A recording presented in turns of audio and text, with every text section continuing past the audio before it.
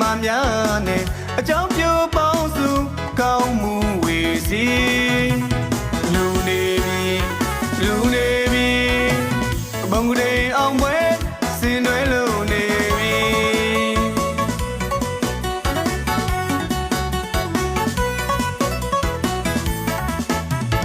ဓမ္မကာယကြောင့်တော်မှာစုပေါင်းတာတလေဒါနာအောင်ဝဲနှွေနေပြီအောင်သရှင်တန်စီ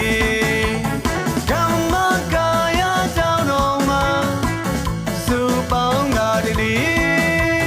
ဒါနာအောင်ဝဲနှွေနေပြီအောင်သရှင်တန်စီ